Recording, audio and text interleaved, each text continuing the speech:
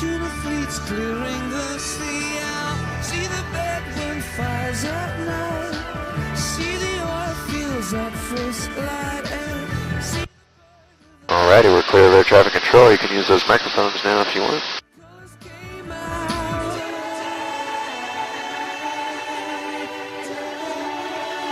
This end of the island is about 1 million years old. Haleakala behind us is 850,000 years old, and then further behind us, the Big Island, the mountains range from 350,000 to 750,000 years old. So these mountains and islands get older in succession to the northwest, with the oldest island in the chain being the Kure Atoll. It's about 1,500 miles from here, and it's 30 million years old. The reason that these mountains and islands get older in succession to the northwest is because they're kind of like giant cookies on a conveyor belt. That conveyor belt's the Pacific Plate, which is drifting from the southeast to the northwest at a rate of about 3.5 inches per year. As it drifts along, it drifts over a hot spot in the Earth's mantle. At that point, the magma percolates up through the thin crust, coming out layer for layers of lava. And then those layers of lava build upon themselves to build these massive shield volcanoes. And they tend to be very massive structures. In fact, Mauna Loa on the Big Island is the largest single geologic structure on the planet. It's about 20 times the mass of Mount Rainier. And if you were to measure both Mauna Kea and Mauna Loa from their summits to the ocean floor where they're born, they would both exceed the height of Mount Everest. Down to our left here is a point of land that looks like the south tip of India. There's a pullout alongside the road on Route 340 where you can walk on that red dirt trail down to that point of land. There's some natural swimming pools there. One of them's about 40 feet in diameter and about 15 feet deep. That's the olivine pools.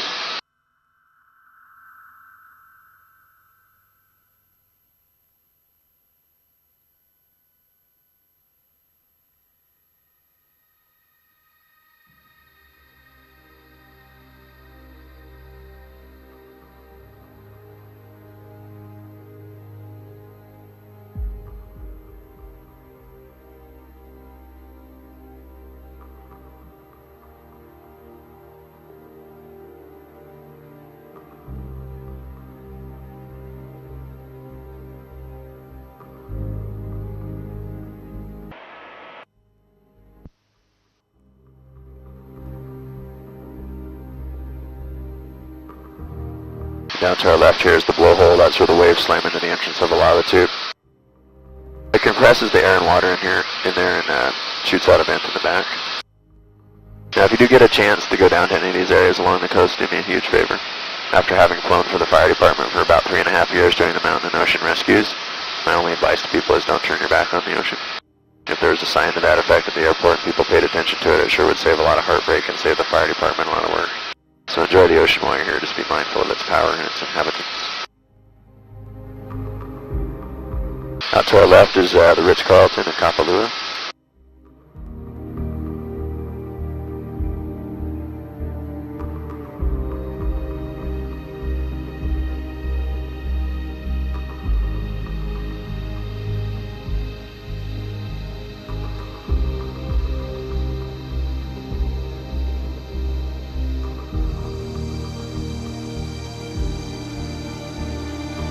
Now we're crossing the Pailolo Channel from Maui to Molokai. Molokai ahead of us is the 5th largest island in the Hawaiian archipelago. It's got a population of about 8,000 people, and 40% of the people on Molokai are direct descendants of Hawaiians, which is something to be able to claim. Especially when you consider that when Europeans first showed up in Hawaii, there were about 1.2 million Hawaiians throughout the Hawaiian Islands, and over a period of about 60 years, they were reduced in number to less than 15,000 through disease and warfare. So the fact that the Hawaiian language is still spoken and that the Hawaiian culture still exists is a miracle, and testament to the will and the resolve of Hawaiian people to survive. What a lot of people don't realize is that languages and cultures are at a higher extinction rate than anything else on the planet. About once every 3 weeks, an elder dies speaking the last words of their language. And with them go the nuances of how they describe their environment, their culture, their belief systems, their plant medicines. Everything gets lost with them. So the fact that we still have the Hawaiian culture and the Hawaiian language is an asset to the diversity of humanity. And there's a lot we can learn from the Hawaiians. They were, as Captain Cook noted in 1778, he said that they were master ecologists, that they had the land cultivated from the mountaintops to the ocean shores. And they were indeed master stewards of their land and ocean resources. And the reason that they were such savvy environmentalists is because they were the descendants of over 200 generations of people who had spanned out through the Pacific Islands and who had colonized a multitude of those islands along the way. And they had varying degrees of success or failure with those colonizations based on their relationship to the environment. A bad example would be Easter Island, which was once covered with the largest species of palm trees in the world. The only way that we know that today is because of casts of those palm trees left behind in the lava flows. When those early inhabitants first got to Easter Island, they used those palm trees to make canoes to go out and hunt dolphins, which was one of their main sources of protein. But they got so caught up in their power struggles and their collective dementia, building those big stone heads or moai, and coating them with a mixture of ash and clay, that eventually they ended up cutting down the last tree and burning it for that purpose. So by the time Europeans showed up on Easter Island, there were about 450 inhabitants left, and they had resorted to cannibalism in the process. So that was the bad end of the spectrum. The good end of the spectrum were the Hawaiian Islands, where they had no food security issues. In fact, they had better food security over 300 years ago than we have today.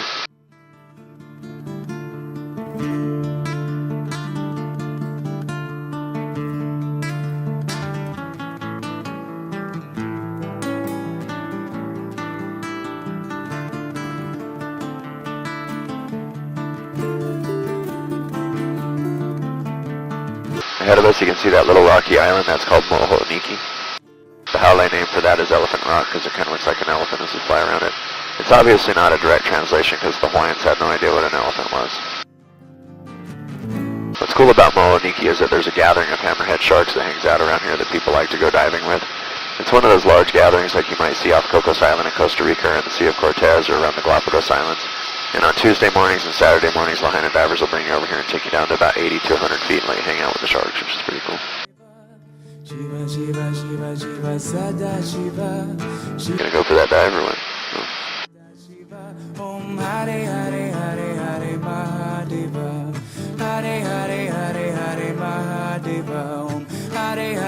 So look at that as we come around, it'll look like an elephant. Om Namo Namo Namah Shivaya. Om Namo Namo Namah Shivaya. Om Namo Namo Namah Shivaya. Om Namo Namo Namah Shivaya. Hare Hare Hare Hare Mahadeva. Hare Hare Hare Hare Mahadeva. Shiva Shiva Shiva Shiva Sada Shiva. Shiva. Let me ask you a question. Sure.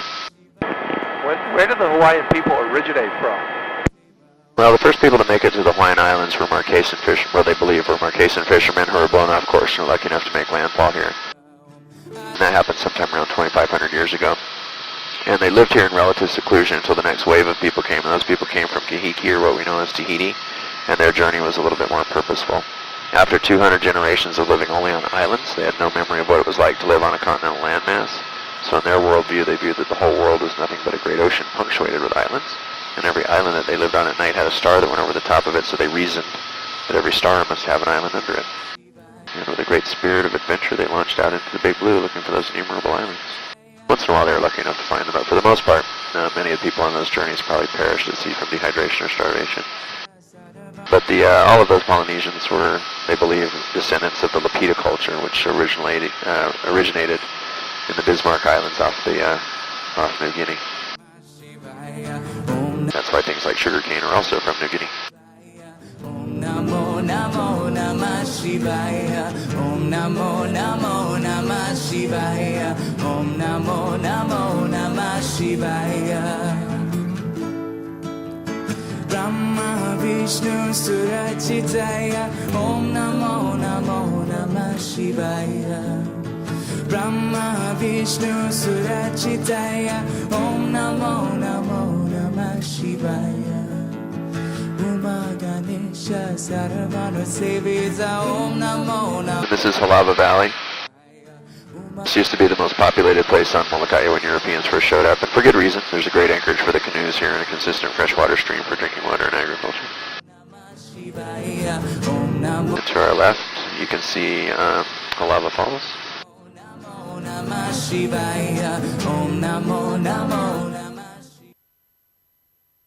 I'll bring that back around on your side, Taylor.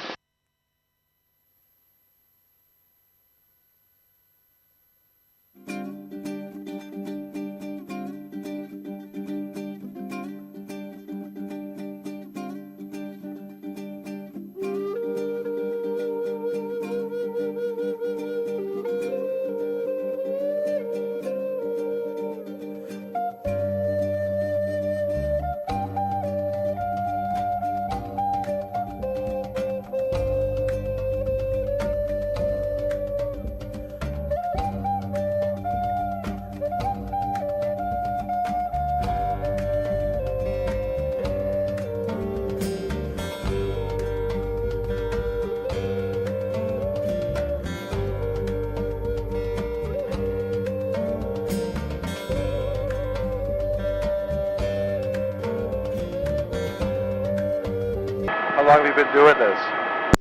About 30 years. Not just tours, but flying in general.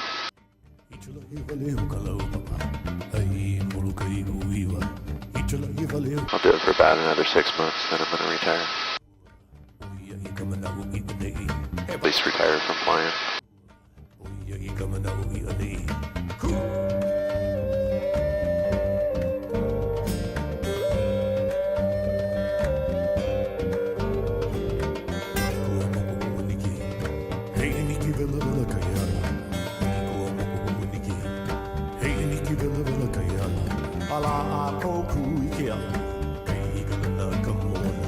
Ala a koku